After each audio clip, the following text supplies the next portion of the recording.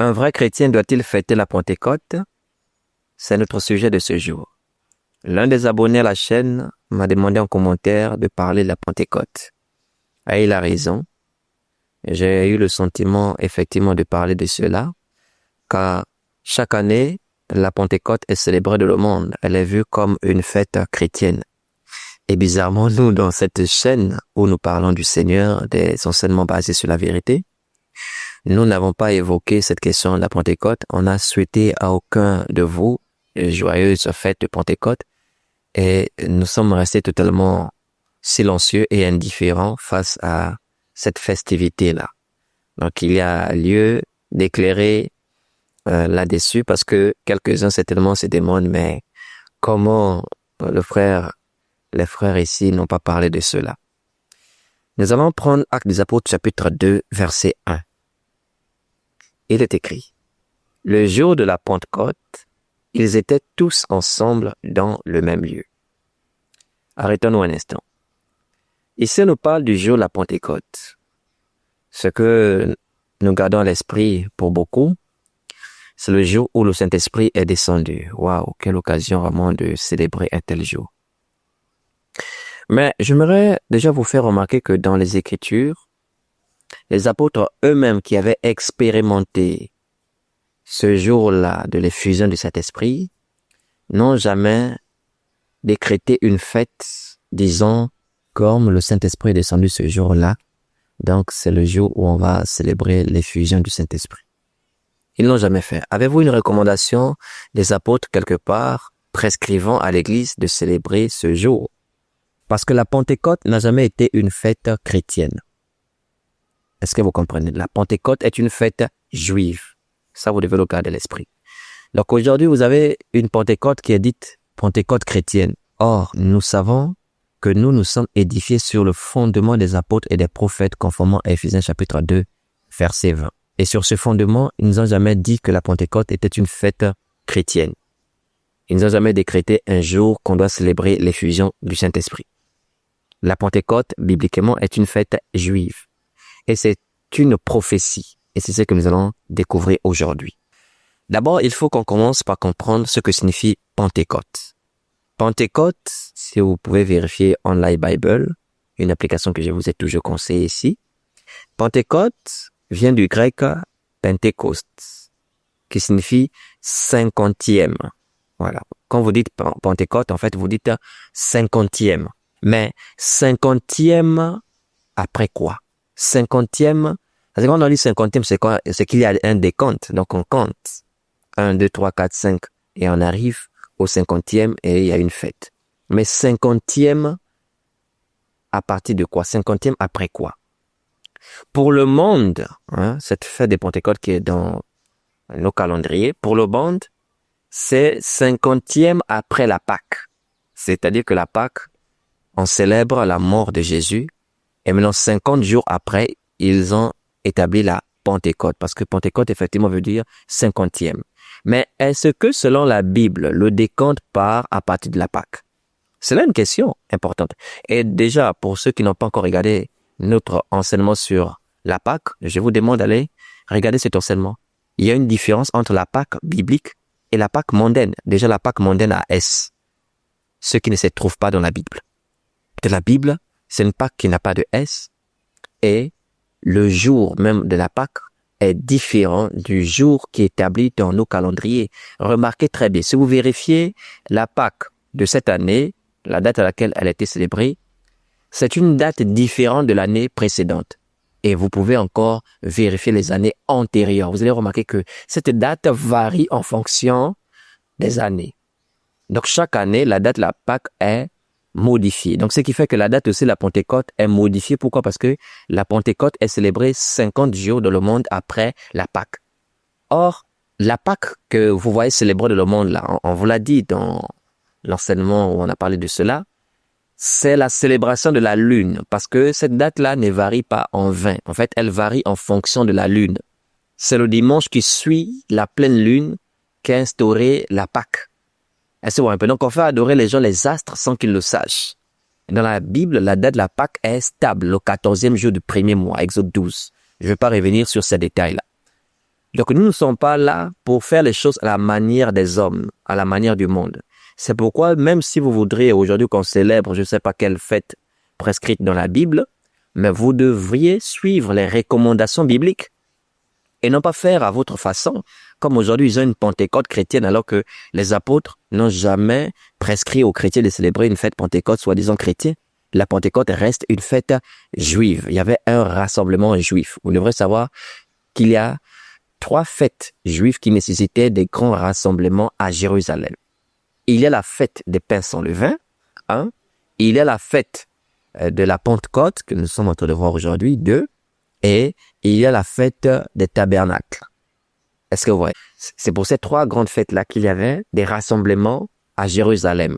Dans Exode chapitre 23, vous pouvez voir cela, verset 15, commencez même à 15, qui parle de la fête des pains sans levain, qui se passe le lendemain de la Pâque. Vous avez aussi, dans le même passage d'Exode chapitre 23, 15 à 17, la fête de la moisson, parce que je vous l'apprends déjà, le mot Pentecôte, vous ne le verrez que dans les textes grecs, donc du Nouveau Testament. Voilà, c'est une fête qui est instituée depuis l'Ancien Testament, mais ce mot Pentecôte ne figure pas là-bas, parce que dans l'Ancien Testament, elle a appelé la fête de la moisson des prémices. Donc du coup, si vous fouillez dans l'Ancien Testament et que vous cherchez le mot Pentecôte, vous ne verrez pas ça. Pourtant, la même fête est établie même depuis l'Ancien Testament. Il s'agit de la fête de la moisson. On l'appelle la fête de la moisson ou la fête des semaines. Pourquoi? Parce que c'était cette semaine qui était comptée et on verra d'où partait le décompte, hein, contrairement à ce que le monde fait aujourd'hui, qui fait le décompte à partir de leur Pâques lunaire, hein, Pâques de l'astre lunaire, de l'astrologie. Il y a quelques-uns qui utilisent souvent Actes des Apôtres chapitre 20 verset 16 et même aussi Actes 18 verset 21 pour dire que Paul célébrait la Pentecôte. Donc, il faut que nous aussi nous célébrions la Pentecôte. Parce que dans Actes 18 verset 21, il dit il faut qu'il célèbre la fête prochaine à Jérusalem. Et dans Actes 20 verset 16, nous lisons Paul avait résolu de passer devant Éphèse sans s'y arrêter, afin de ne pas perdre de temps en Asie, car il se hâtait pour se trouver, si cela lui était possible, à Jérusalem le jour de la Pentecôte. Et on prend cela pour dire, voyez, donc même Paul était motivé à aller célébrer la fête. Mais ça, c'est mal connaître Paul. Quelqu'un qui a refusé même de prendre de femme pour se consacrer totalement à la prédication, à l'annonce de l'évangile, va laisser l'œuvre pour aller se retrouver avec ses frères juifs à Jérusalem et se réjouir. Ça, c'est mal connaître Paul. Vraiment, c'est très mal le connaître. Comme je venais de vous le dire, il y avait des rassemblements le jour de la Pentecôte parce que c'est la deuxième grande fête qui nécessitait le rassemblement parmi les 3 fêtes. Et on voit cela dans Actes des Apôtres chapitre 2. Quand vous prenez le verset 5, parce que Acte 2, on dit le jour de la Pentecôte, ils étaient assis ensemble. Mais que faisaient-ils? Est-ce qu'ils étaient en train de crier, vraiment c'est la Pentecôte, on s'est réjoui? Que faisaient-ils ces hommes qui étaient assis là? Ils étaient en attente de la promesse du Saint-Esprit. Et maintenant, on nous dit dans Acte 2, verset 5, or, il avait en séjour à Jérusalem des Juifs, hommes pieux, de toutes les nations qui sont sous le ciel. Donc, on voit un grand rassemblement ce jour-là à Jérusalem. Les Juifs dispersés partout viennent ce jour-là parce que c'était prescrit dans la loi qu'ils devaient se présenter à Jérusalem ce jour-là. Donc, c'était une grande opportunité pour leur présenter l'évangile. C'est pourquoi Paul dit qu'il se hâte d'aller à Jérusalem et s'y trouver, si possible, le jour de la Pentecôte. Parce qu'il y avait un grand rassemblement, c'était une belle opportunité pour annoncer Christ. Est-ce que vous comprenez? Pour Paul, s'il n'y a pas intérêt pour gagner l'âme dedans, il n'a pas de temps pour cela. Sinon, dites-moi, lorsqu'il dit dans Acte 26 en question, il ne veut pas perdre de temps en Asie, il ne veut pas s'arrêter en Éphèse, dites-moi, est-ce qu'il n'y avait pas l'église en Asie? Est-ce qu'il n'y avait pas d'église à Éphèse? C'est la question que je vous pose. Je reprends Acte 20, verset 16. Paul avait résolu de passer devant Éphèse sans s'y arrêter, afin de ne pas perdre de temps en Asie. Voyez, donc il va passer devant Éphèse sans s'arrêter afin de ne pas perdre de temps en Asie. Est-ce qu'il n'y avait pas l'église en Asie pour célébrer la Pentecôte là? Si la Pentecôte était une fête chrétienne. Est-ce qu'il n'y avait pas l'église à Éphèse pour célébrer la Pentecôte? Il y avait déjà bien l'église en Asie, en Éphèse. Revenons à Acte 19. Au verset 1, il dit, Paul, après avoir parcouru les hautes provinces d'Asie, arriva à Éphèse. C'est là où il va croiser 12 hommes qu'il va baptiser d'eau et il va imposer les mains pour qu'ils soient baptisés de l'esprit. Il va enseigner à l'école de Tyrannus pendant 2 ans. Ça se passe où? À Éphèse. Donc il y avait bien l'église à Éphèse. Ça veut donc dire que si la Pentecôte est une fête chrétienne comme on vous fait croire cela aujourd'hui, mais il aurait pu la célébrer avec ses frères à Éphèse. Pourquoi laisser ses frères dans la foi qui sont à Éphèse et aller trouver ses frères incrédules qui s'y rassemblent le jour de la Pentecôte à Jérusalem? Ses frères juifs dans la chair. Pourquoi laisser ses véritables frères dans la foi pour aller célébrer une fête avec, on va les appeler des païens, c'est-à-dire des incrédules ou des ignorants? Parce que ce jour-là, ces juifs-là dispersés venaient pour célébrer la fête. Donc, c'est parce que il y avait des âmes à gagner. Il fallait qu'ils entendent aussi l'évangile. C'est pourquoi Paul veut s'y rendre. Est-ce que vous comprenez? C'est important vraiment de noter cela. Voilà, donc, si c'était une fête chrétienne, il aurait dû le célébrer avec ses frères en Asie, à Éphèse. Maintenant, commençons à expliquer, parce que je tiens à te dire, Pentecôte qui signifie 50e, là, vous ne verrez pas ça dans l'Ancien Testament. C'est marqué là-bas, plutôt la fête de la moisson, des prémices ou la fête des semaines. Vous voyez, il s'agit de la même fête. Il y avait 50 jours qui étaient comptés. Mais à partir de quoi? Ça, c'est important. C'est là déjà vous verrez la différence entre la Pentecôte dont parle l'Écriture et la fausse Pentecôte par l'Église apostate, la fausse Église qui a établi le monde. Prenons Lévitique chapitre 23, versets 9 à 17. Je fais d'abord une première lecture. Il est écrit. L'Éternel parla à Moïse et dit, parle aux enfants d'Israël et tu leur diras, quand vous serez entrés dans le pays que je vous donne et que vous y ferez la moisson, vous apporterez au sacrificateur une gerbe, prémisse de votre moisson. Il ajoutera de côté et d'autre la gerbe devant l'Éternel afin qu'elle soit agréée. Le sacrificateur l'ajoutera de côté et d'autre le lendemain du sabbat. Le jour où vous ajouterez la gerbe, écoutez bien le verset 2, le jour où vous ajouterez la gerbe, vous offrirez en holocauste à l'Éternel un agneau d'1 an sans défaut. Vous y joindrez une offrande de 2/10 de fleur de farine pétrie à l'huile, comme offrande consumée par le feu, d'une agréable odeur à l'Éternel. Et vous ferez une libation d'1/4 de hin de vin. Vous ne mangerez ni pain, ni épis rôtis ou broyés, jusqu'au jour même où vous apporterez l'offrande à votre Dieu. C'est une loi perpétuelle pour vos descendants dans tous les lieux où vous habiterez. Écoutez bien le verset 15. Depuis le lendemain du sabbat, du jour où vous apporterez la gerbe pour être agitée de côté et d'autre, vous compterez 7 semaines entières. Vous compterez 50 jours jusqu'au lendemain du 7e sabbat et vous ferez à l'Éternel une offrande nouvelle. Est-ce que vous avez écouté le décompte des 50 jours? Verset 17. Vous apporterez de vos demeures de pain pour qu'ils soient agités de côté et d'autre. Ils seront faits avec 2/10 de fleur de farine et cuits avec du levain. Ce sont les prémices à l'Éternel. Amen. Donc, c'est ce passage qui nous donne les détails sur la fête de la Pentecôte. Vous avez bien vu qu'il est marqué, vous ferez le décompte de 50 jours. Et Dieu dit bien à partir de quand ce décompte devait démarrer.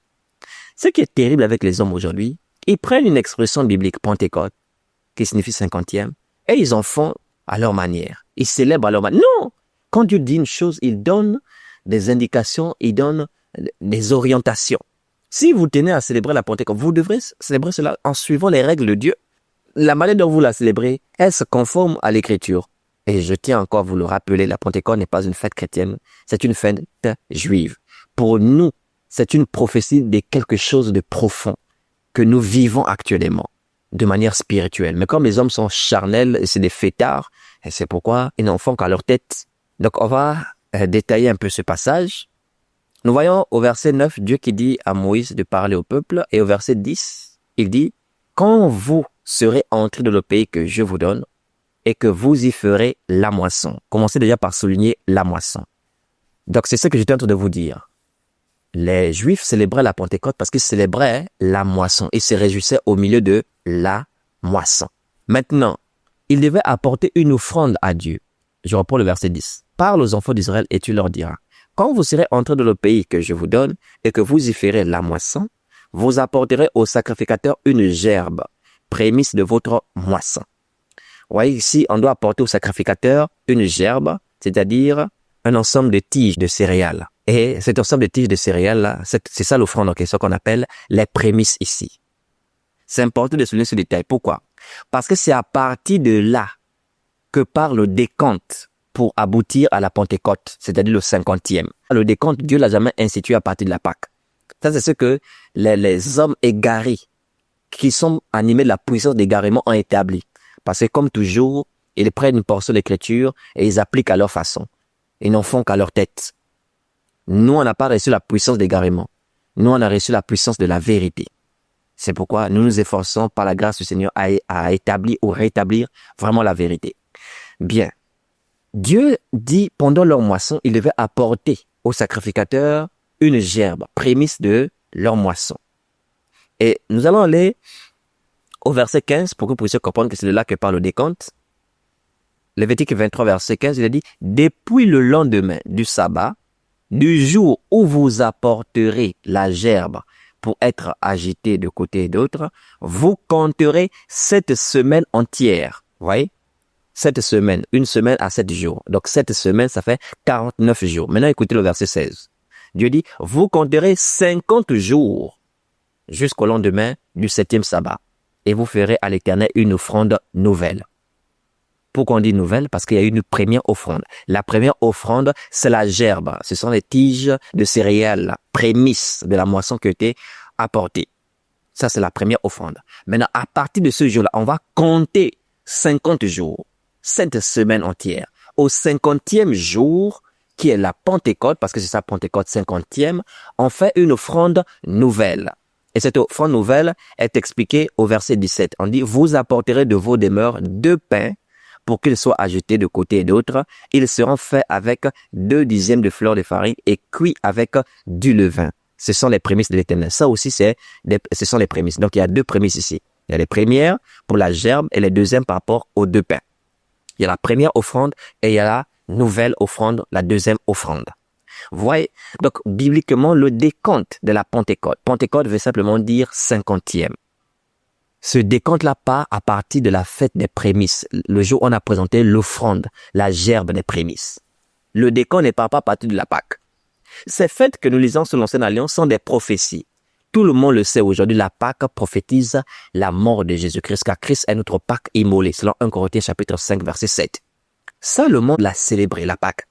Maintenant, la gerbe là, cette première offrande à partir de laquelle part le décompte de la Pentecôte, cette gerbe prémisse de nos moissons là, cette gerbe là, ça annonce quoi? Nous ouvrons un texte, 1 Corinthiens chapitre 15, verset 20. Il est écrit, « Mais maintenant, Christ est ressuscité des morts, il est les prémices de ceux qui sont morts. » Est-ce que vous avez compris? Christ est ressuscité des morts, il est les prémices de ceux qui sont morts. Donc, les prémices annoncent la résurrection de Jésus. Prémisse veut dire premier. Est-ce que vous voyez? Les prémices annoncent la résurrection de Jésus parce que Jésus est le premier ressuscité d'entre les morts. Ça ne veut pas dire, comme quelques-uns qui ont tort d'une manière charnelle, que charnellement Jésus est le premier ressuscité d'entre les morts.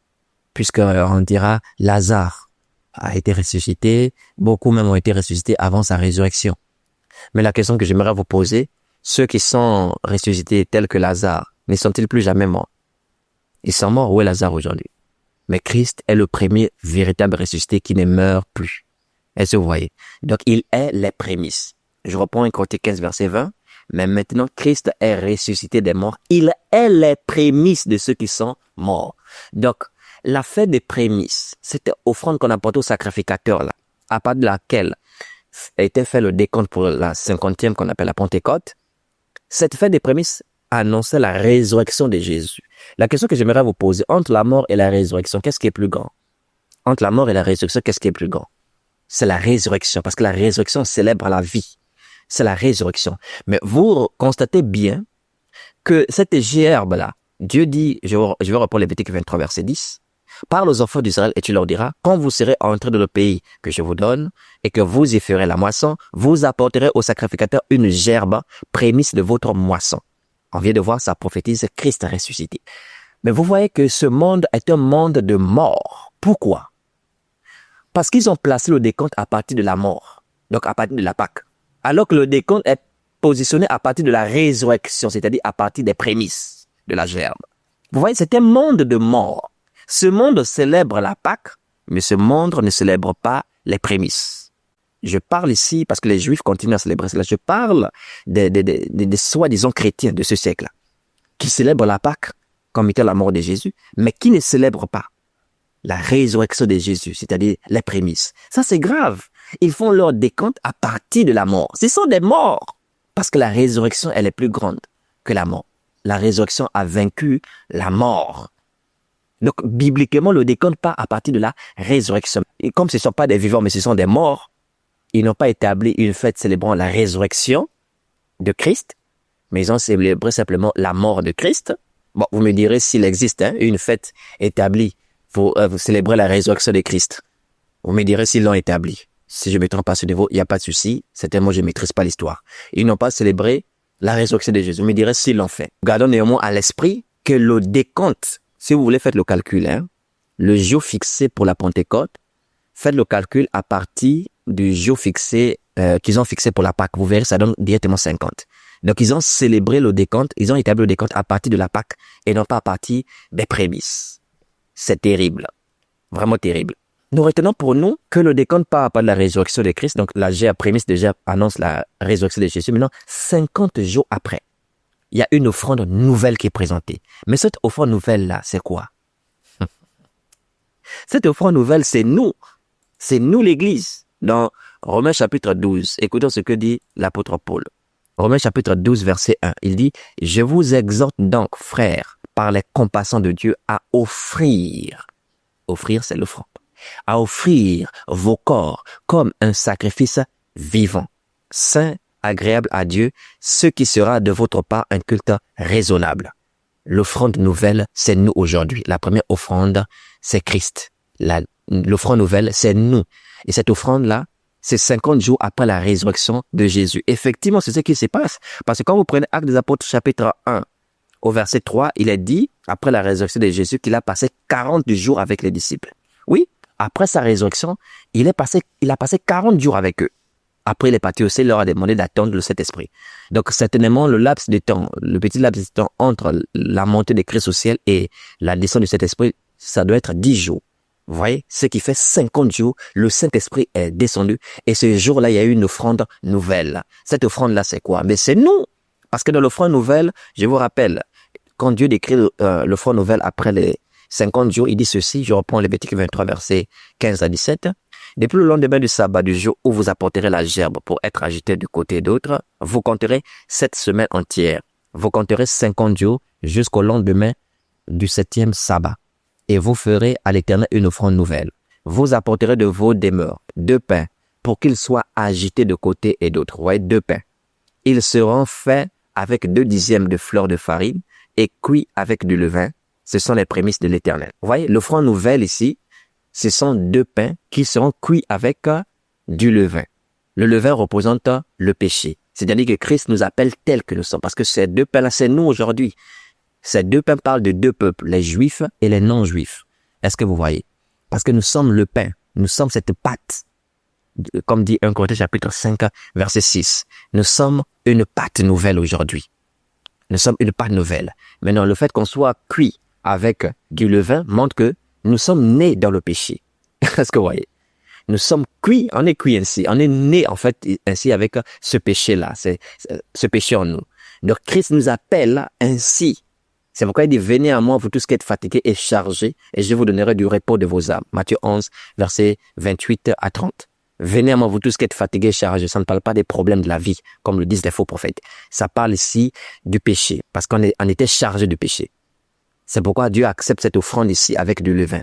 Non pas parce que Dieu accepte nos défauts, non, mais parce que Dieu nous appelle tels que nous sommes. C'est-à-dire impurs, avec toutes nos faiblesses. Et maintenant, ce n'est pas pour que le levain reste en nous. C'est alors que dira Paul de 1 Corinthiens chapitre 5, verset 6 à 8, faites disparaître le vieux levain afin que vous soyez une pâte nouvelle, puisque vous êtes sans levain, car Christ notre Pâque a été immolé. Et il nous demande de nous éloigner du levain, faire disparaître le levain, la méchanceté. Donc, le fait que Dieu demande ici cette offrande nouvelle avec du levain montre que Dieu nous appelle simplement avec nos impuretés, mais ce n'est pas pour qu'on reste impur, non, c'est pour que lui nous sanctifie, c'est pour que lui nous purifie. Est-ce que vous comprenez? Voilà, c'est très important de vraiment souligner cela. Ce que nous pouvons vraiment garder à l'esprit, c'est que la Pentecôte, c'est le 50e jour après la résurrection de Jésus. C'est l'offrande après ce 50e jour-là, c'est-à-dire les pains qui sont offerts à Dieu, c'est-à-dire nous-mêmes aujourd'hui, qui sommes consacrés à Dieu aujourd'hui. Ce que nous pouvons retenir de la Pentecôte, c'est que en hébreu, c'est la fête de la moisson de nos prémices. Et on a vu ici deux types de prémices. Il y a prémices Christ lui-même, de la gerbe, et il y a les prémices par rapport au pain, c'est-à-dire nous. Donc la Pentecôte, c'est la fête de la moisson. Or, lorsqu'on parle de la moisson dans l'Écriture, c'est quoi? Pour bien comprendre ce que cela prophétise.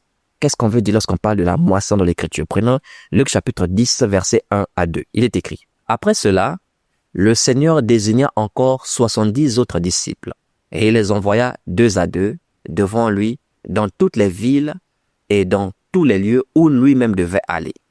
Il leur dit: La moisson est grande, mais il y a peu d'ouvriers. Priez donc le maître de la moisson d'envoyer des ouvriers dans sa moisson. Amen. Est-ce que vous voyez? Il dit la moisson est grande, mais il y a peu d'ouvriers. J'espère que vous avez bien relevé que la Pentecôte, c'est la fête de la moisson. En revenant à Lévitique chapitre 23, verset 10, il est dit: Parle aux enfants d'Israël et tu leur diras: Quand vous serez entrés dans le pays que je vous donne et que vous y ferez la moisson. Je vous avais demandé de vraiment prêter attention à ce niveau. La moisson. Donc, c'est la fête de la moisson, comme le confirme aussi Exode chapitre 23, verset 16. C'est la moisson de nos prémices. Maintenant, en Luc chapitre 10, verset 1 à 2, le Seigneur dit: La moisson est grande, mais il y a peu d'ouvriers. Et il dit: Priez donc le maître de la moisson d'envoyer des ouvriers dans sa moisson. La moisson ici, ce sont les âmes en moisson dans le champ. Vous êtes le champ de Dieu, dit l'Écriture dans 1 Corinthiens 3, verset 9. Vous êtes le champ de Dieu. Donc, nous moissonnons vos âmes. En annonçant l'Évangile, nous sommes en train de moissonner. Donc, nous sommes en pleine Pentecôte depuis que l'Évangile a commencé à être annoncé, nous sommes entrés dans la moisson des âmes. Je suis en train de te pentecôtiser. Hein? Si tu ne le sais pas, je suis en train de te pentecôtiser. Je suis en train de te moissonner. Je suis en train de vous moissonner. Je suis un ouvrier dans la moisson. Donc pour nous, la Pentecôte n'est pas un jour établi par des individus et qui ont consacré ce jour et on en fait une fête qui est célébrée. Et passé ce jour, on n'est plus dans la Pentecôte. Avant ces jours, on n'est pas dans la Pentecôte. Et la Pentecôte sera un jour qui ne suit même pas les recommandations bibliques. Non! Nous avons toujours été dans la moisson depuis où l'évangile a été proclamé, depuis Jérusalem. Est-ce que vous comprenez? Nous sommes en pleine moisson. Voilà pourquoi, pendant qu'à Jérusalem, les Juifs qui n'avaient pas la révélation étaient en train de célébrer leur Pentecôte charnelle parce qu'il y avait un grand rassemblement. Souvenez-vous de Acte 2. Les Juifs venus de toutes les nations étaient là ce jour-là. Pendant qu'ils se réjouissaient par rapport à cette moisson-là, les apôtres, eux, qu'est-ce qu'ils faisaient? Les apôtres ont commencé à leur annoncer l'évangile. C'est ce jour que Pierre leur a présenté Christ.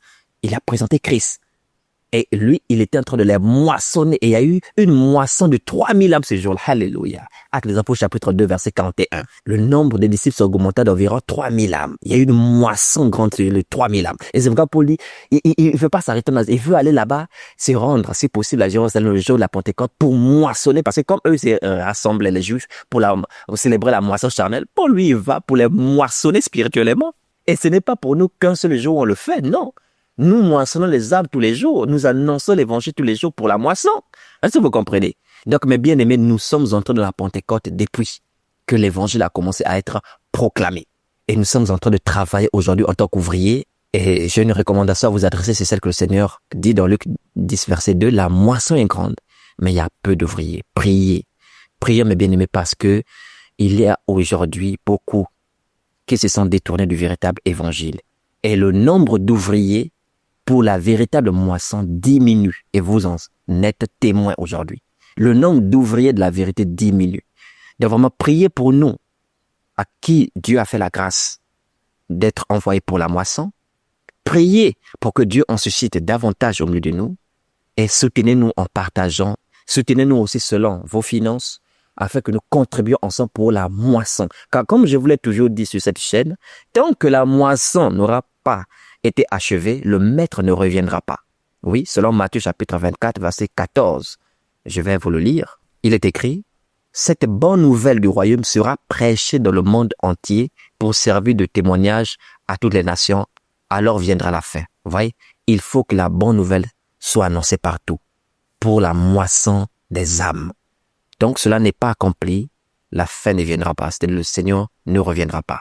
Donc, le Seigneur attend de nous que nous puissions contribuer pour son œuvre. Il attend de toi que tu puisses participer à la propagation de son évangile pour gagner des âmes, pour moissonner des âmes et non pas te réjouir un jour, Pentecôte, le Saint-Esprit est descendu. Et d'ailleurs, ce jour-là, est-ce que tu étais là quand le Saint-Esprit était descendu à Jérusalem? Tu n'étais pas là. Moi, je n'étais pas là.